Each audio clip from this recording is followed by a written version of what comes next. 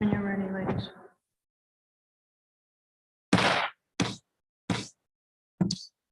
Good evening, ladies and gentlemen. Welcome to the Committee on Finance regular meeting, Tuesday, November 1, 2022. I'm Councilwoman Joanne Ryan.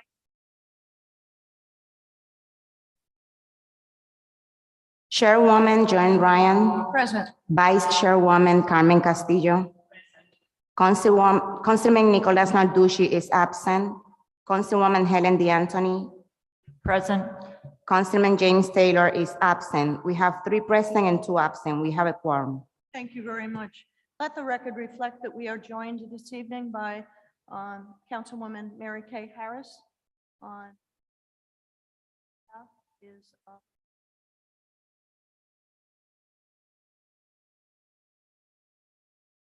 Madam Clerk, could you kindly read the first item?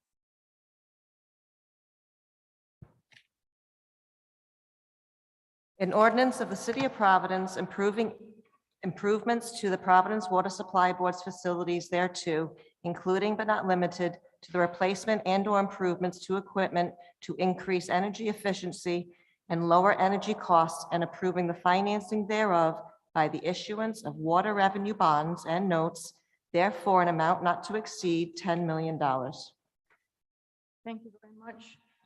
First course of business, I'd like to entertain a motion enter substitution for item 1. May I have that motion? Motion made by Vice Chair Castillo. Aye. Favor? Have it. Motion carries. The matter is substituted. Who in the audience is here to speak on item 1? Please come forward, identify yourself for the record, and the clerks are going to swear you in.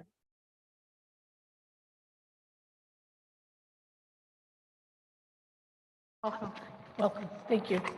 I'm Nancy Perillo, Senior Manager of Finance at Providence Water Supply Board. And I'm Peter LePage, Director of Engineering at Providence Water Supply Board. Wonderful. Tell us what's before us today, please, if you wouldn't. Oh, sorry. Thank you. Please raise your right hand. Do you swear under penalty of perjury that the testimony that you are about to give is the truth, the whole truth, and nothing but the truth, so help you God? I do. Please state your full name and your current address for the record. Nancy E. Perillo, Senior Manager of Finance, Providence Water Supply Board.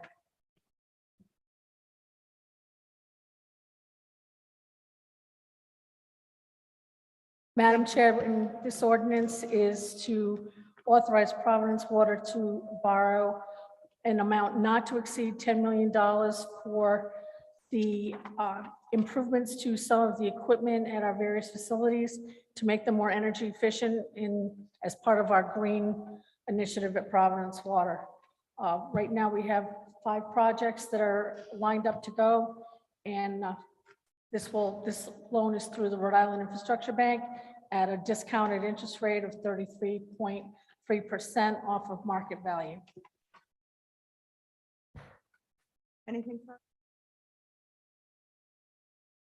A little bit, if you wouldn't mind just giving us a little color. Sure. So the first project consists of replacing a 1986 diesel emergency generator with a new efficient natural gas generator at our central operation facility.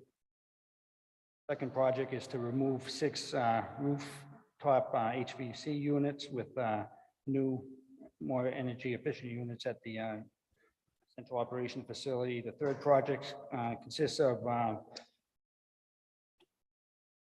replacing an existing 1989 natural gas generator with a new efficient natural gas generator at our Fruit Hill pump station. The fourth project consists of replacing dehumidification units at our treatment plant. And the last project encompasses various facilities within Providence Water to replace current lighting systems with LED lighting.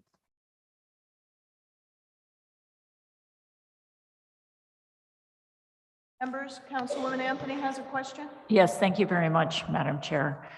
Do you have a capital improvement plan that you have for the Water Supply Board? Yes, we do. Yes. Okay, and have we been provided with that?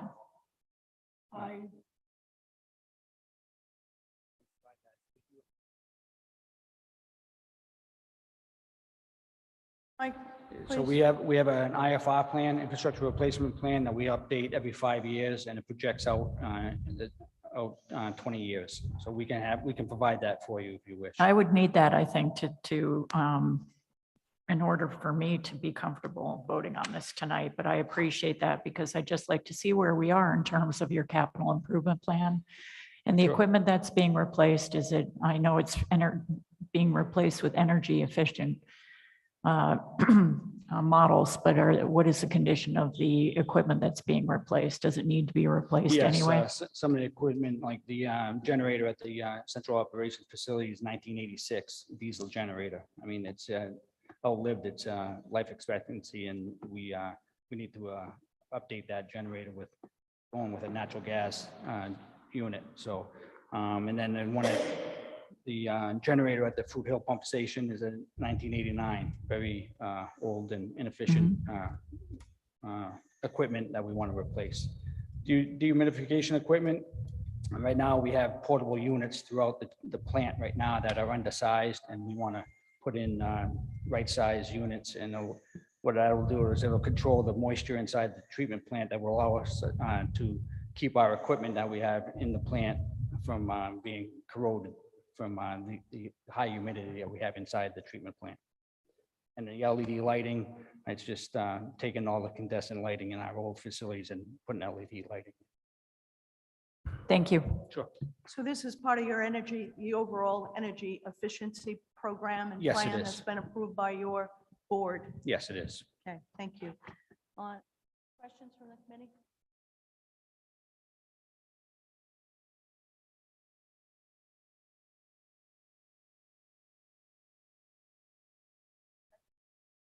I'll second the motion as substituted. Okay. Pass as substituted by. Second the motion. Okay, any opposed? Ayes I'm have it, going to motion carries. abstain. Okay. Next one. Madam Clerk, could you please item 2 into the record? Resolution authorizing approval of the following contract award by the Board of Contract and Supply in accordance with Section 21-26B2 of the Code of Ordinances. Mal A. Salvatore Limited, Providence Water Supply, $8,192.50. Okay. And on this item, please come forward.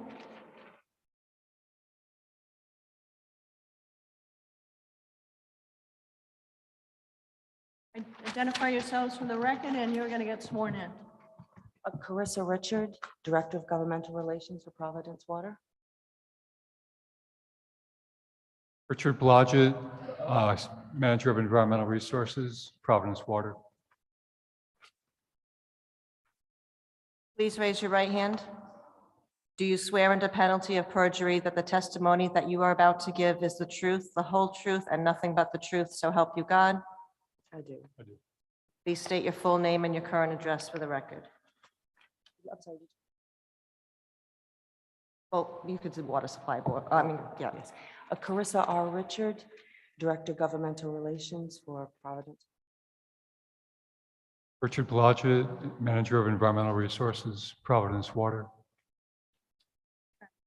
This matter went before the Board of Contract and Supply. As I understand, it was approved. Tell us what this is about. Certainly. Thank you. So we are requesting approval of the contract Please award. speak closer to the mic. I'm sorry. No worries. Yes, we're requesting approval of the contract award by the Board of Contract and Supply for attorney Mal Salvador. Brief history: about 30 years ago, Providence Water partnered with and bonded through the Providence Public Buildings Authority to acquire 45 parcels on the watershed that are critical to protecting water quality. As a result, Providence Water has utilized the services of attorney Mal Salvador, the long-serving counsel to the Providence Public Buildings Authority, to handle any legal matters related to these watershed acquisitions. And that also includes coordinating appraisals, surveying, engineering. The bonds with the Providence Public Buildings Authority have been paid off, but there are 1 or 2 land matters that are still lingering. Given Attorney Salvador's long-term history and involvement with these acquisitions, we are continuing to utilize his services while the remaining issues are being resolved.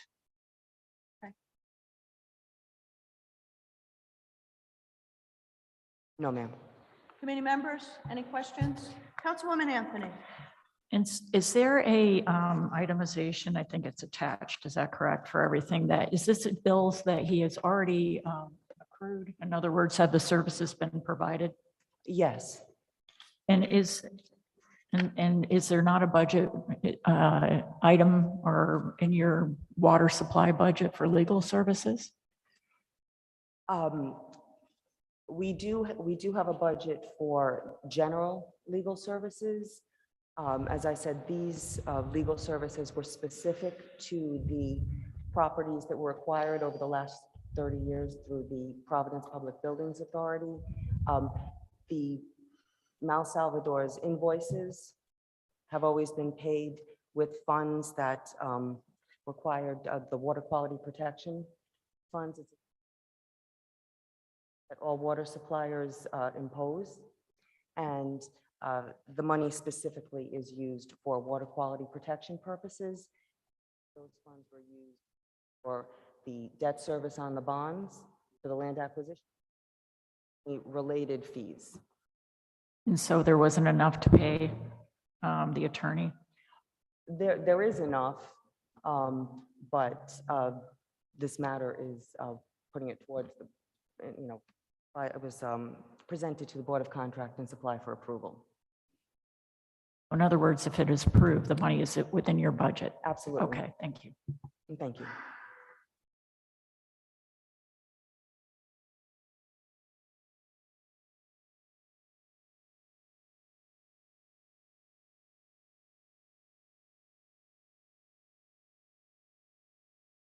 Second.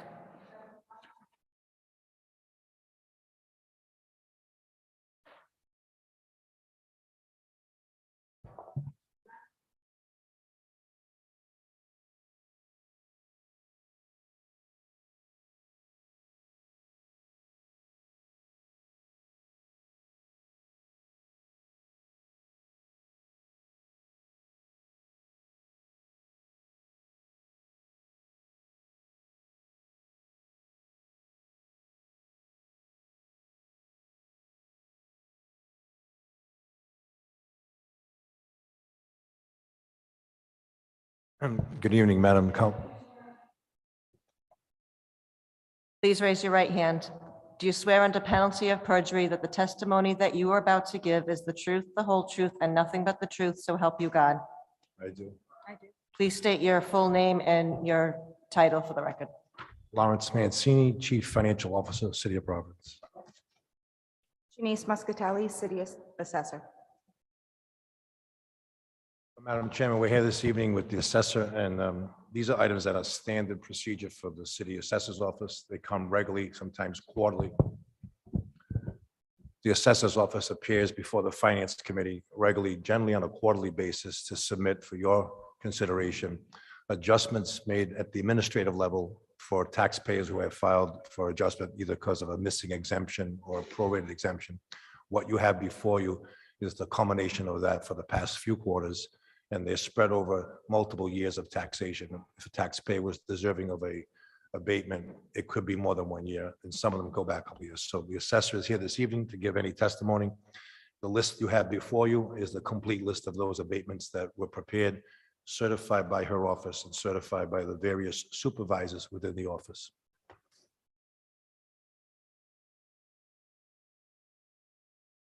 Testify that you put these together and Yes, Chair. Our office has, certify the contents. yes, Thank you. our office has reviewed all of these properties for their errors, omissions, or corrections to each account. I have signed and certified that these are accurate. Okay. And Finance Director and I have reviewed them, and we are in complete agreement with the abatements that appear before you. thank you. Committee members, questions? Councilwoman Anthony? Can you tell me why it is the figures are so large for the real estate tax abated in 2021 for both the 62H and 61F? Yeah, you'll notice on the, I'm not sure what order your It reports doesn't are in. matter. You'll notice that most of the reason for a larger real estate abatement report is due to the homestead exemption. By ordinance, we're allowed to give that exemption throughout the entire fiscal year for any new resident who qualifies. So in the 61F, the 758,963, that's mostly homestead exemptions? Seems like a big Correct. figure. Wow. Mhm. Okay. And same with the 1,000,005 on the 62H.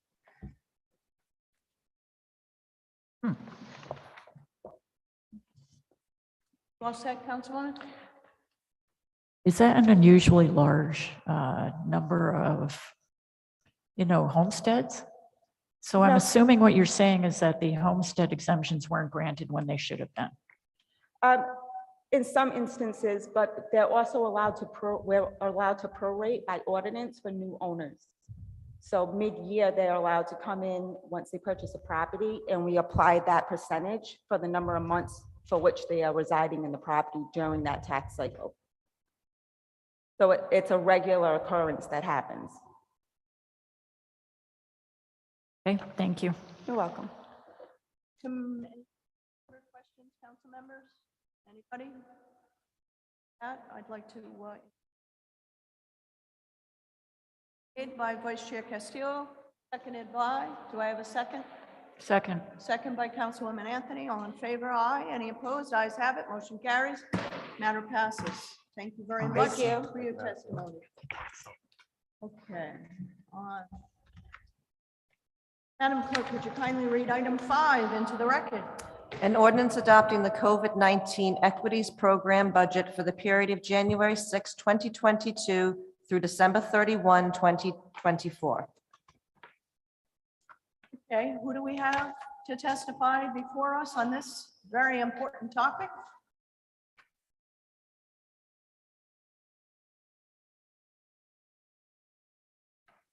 Good afternoon.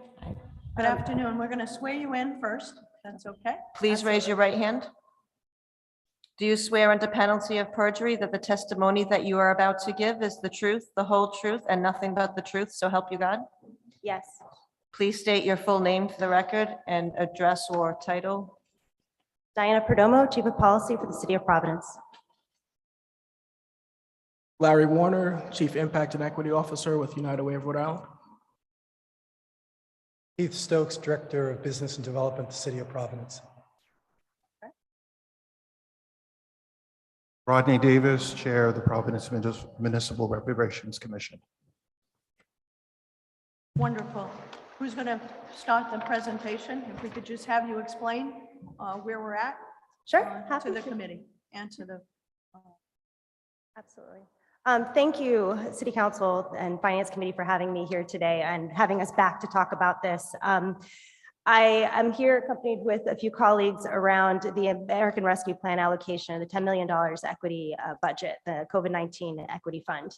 When we all last met before, there was some feedback from the council and the public to reconsider a portion of the funds, to continue some further engagement and look at opportunities to leverage resources with other institutions and other funding partners. I'm pleased to say that we've been able to work very closely over the last number of weeks with the United Way of Rhode Island. And as you see in the ordinance in front of you, they've been noted as the receiving entity for the COVID-19 equity fund. The United Way will be, and we actually have Larry Warner here, who's the Chief Impact and Equity Officer for United Way, who can speak a little bit more about the program. We've been working closely with them to define what this will look like. And in very brief, just overview, we will be doing an RFP process with these funds. There will be an open application process, and it will be done in concert with United Way's next community impact cycle, which is coming out in November, and there'll be an additional cycle with these funds. So the opportunity for them to take their existing resources, this fund, the 1.75 that we would add in, will actually allow for agencies to apply, or nonprofits, organizations that fall within the mission of the COVID-19 I'm sorry, the Reparations Commission, the recommendations that came there, that criteria will be created and organizations will be applied to both funds. So we think this is a really great opportunity for us to be able to work with existing entities in the community who already have an equity focus, who've been working towards this type of work for many years, and actually have a track record of investment in part of Providence, particularly the Olneyville Community Fund that the United Way has been leading. In terms of compliance, I know that's always been a question about this. We provided you a memo that came from the iParametrics team that just clarifies that a nonprofit transfer is ARPA eligible. And we also, as we do with all of our funding coming out from the American Rescue Plan, we will be utilizing our contract that outlines all of the regulations and requirements for use of these funds as we enter in, if approved, to work with the United Way. And I've also been working on criteria just separately, making sure that we have agreement on the use of funds with the United Way, just kind of outlining the RFP process, the timeline, et cetera, that will later be able to go into a contract. So with that, I'd love to introduce Larry so that you could ask him your questions about the program. And of course, myself, we're all here available. I'm glad that Rodney was able to join us because initially we thought he wouldn't be here, the chair of the Reparations Commission. And so with that, I'll give it to Larry. Diana, just before we move on to the next Okay. presenter, do we have the iParametrics memo for?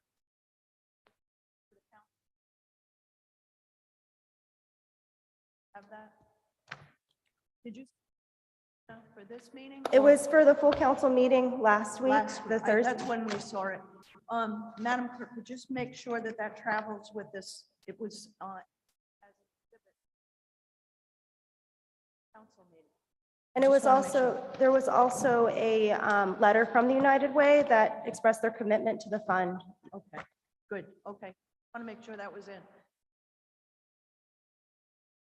Tell us about how your organization is going to utilize.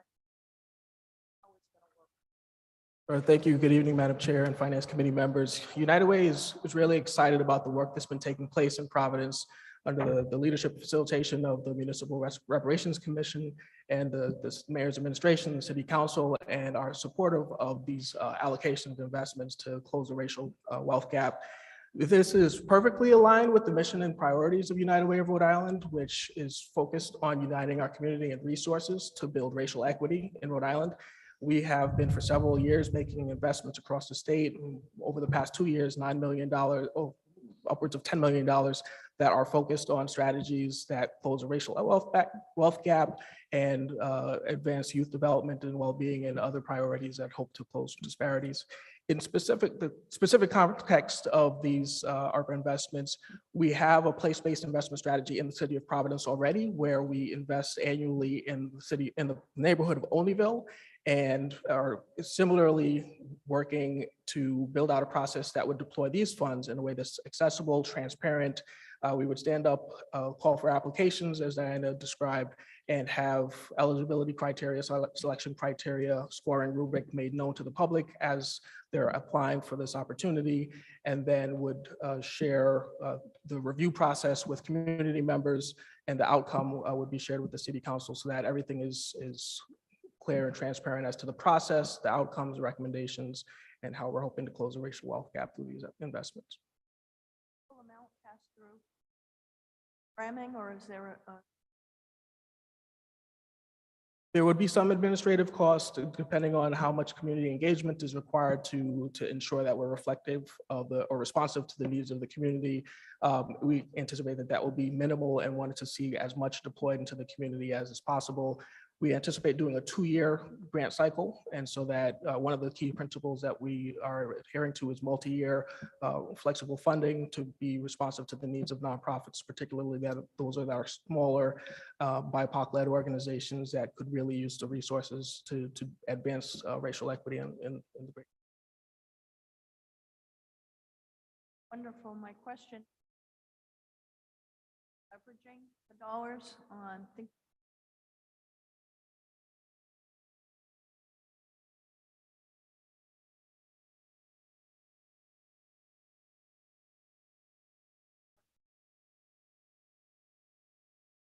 So there's two types of leverage I anticipate. One is the alignment of these investments with other investments that we're making in the state, and a portion of which is always supporting organizations that are serving Providence communities and neighborhoods. And so there's the direct investment of United Way resources. And as I mentioned, we're already investing in Olneyville specifically, which is an eligible neighborhood. We also anticipate that when we announced our focus on racial equity, that there was some response from institutional and individual donors who were supportive of this racial equity focus, and that they were able to supplement or contribute to the fundraising that supports these investments in the community. So I know that there's already been a great deal of community engagement that's been done and education of different stakeholders, and we anticipate that that will help to grow the fund in addition to the 1.75.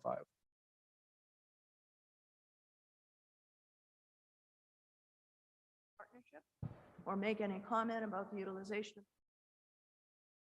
Rodney, I know that you've been,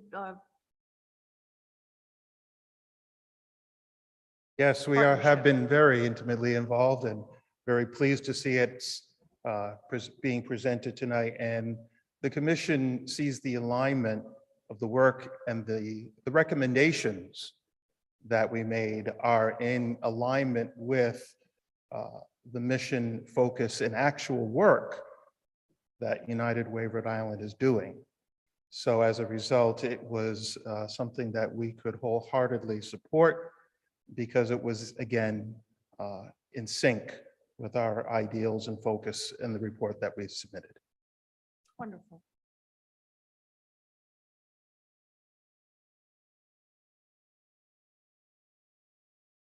Members, Councilman. Thank you. So could you just, I know that the Madam Chair asked the question, but is there any idea, can you give me what the charge might be by a percentage? Is it 2%? You know, the cost that you'll be charging for this? 5%? I mean, there must be a range that you usually charge for. So I'll note that within all of the ARPA programming to date, we have been staying under 10% or so for administration costs when we do outcome program delivery, unless it's a program specific cost.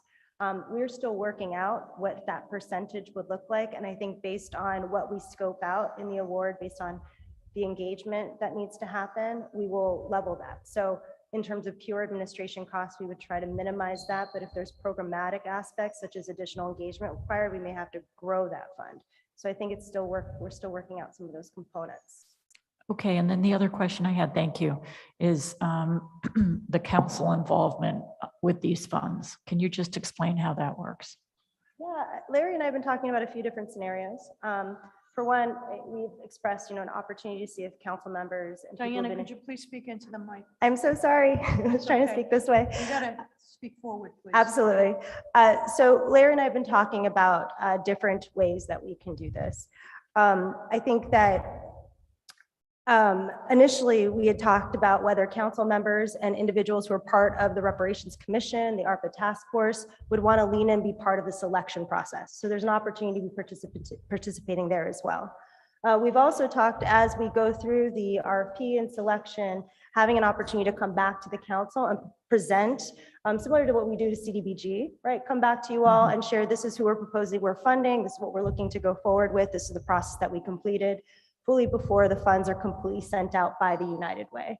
So the intention would be that they would have the funds available to program, but they wouldn't move them forward until we had some communication back from them about the process and who was selected. I appreciate that, because I think it's really important for us to understand how these funds are being allocated. So I appreciate that. Absolutely. And I'll just say that that's the case for all of the ARPA dollars. So, I mean, of course, the city council should feel free to call back any recipient or department who has been receiving these funds or administering these funds to learn on progress. But I know in this particular case, it was explicitly important to have some sort of feedback loop. So we will be building that in. Thank you. What's that?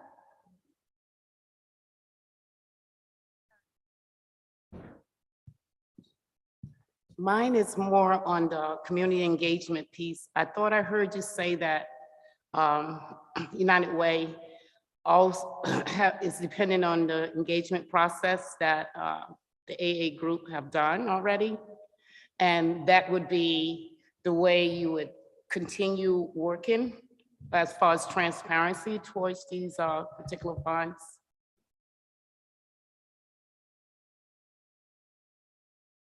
Yes, we have the benefit of the community engagement work that's already been done to date and additional community engagement that United Way has and has facilitated to understand how we show up in spaces, how do we engage the community in the grant making design and process.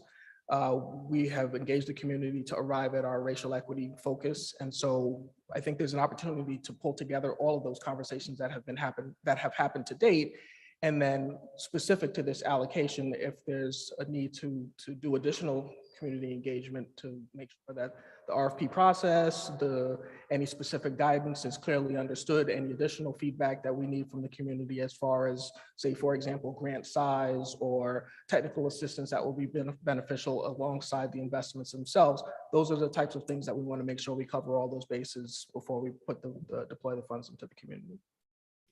I appreciate that because I would like to urge you to please do as much community engagement as possible. What we witnessed in the last finance committee was really, it was not comfortable to be in a position to recognize that a lot of the people was not receiving the same information, good or bad indifference. I can't say whether it happened or whether it didn't happen, but I do know the more information given. I say that because with me, with my children, repetition, repetition, repetition, repetition. Repetition is not bad because eventually people hear you. And so, you know, the uncomfortable part about this whole process have been some of the decisions that were made were not, I guess it wasn't translated, or it wasn't, you know, it wasn't translated into the community the way others understood it.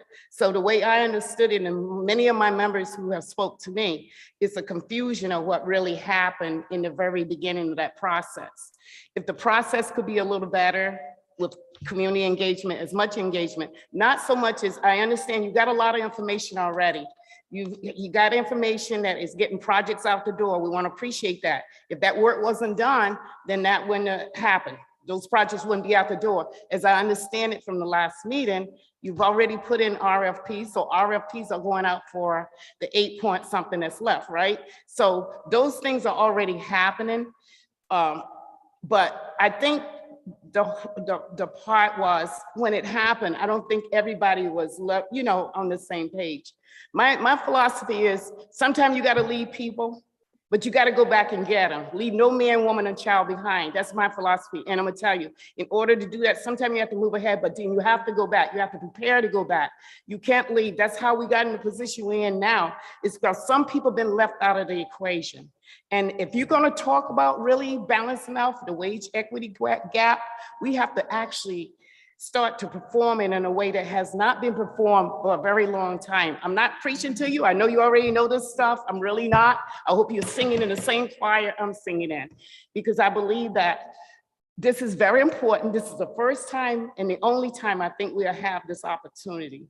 And so if it's done really well, and I encourage even at United Way, for you to even continue the process around it as much as you can. Take the information, because we need to know what other folks have said.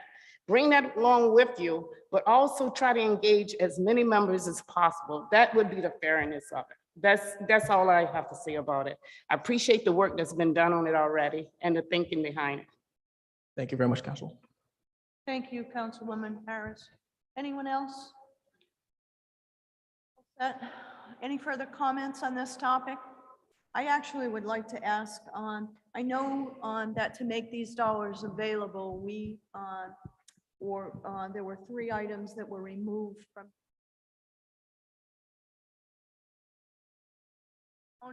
as to why those items were and actually are funded other places in the budget. Is that correct? Please Yes. testify to that, Diana. I'm happy to. So as you've mentioned, Chairwoman, the American Rescue Plan funds, the prior allocations, the prior ordinance did put resources into the 3 programs that were proposed under the $10 million previously. So we do have those programs happening regardless. So this was an effort to be more efficient and basically make dollars available and leverage them.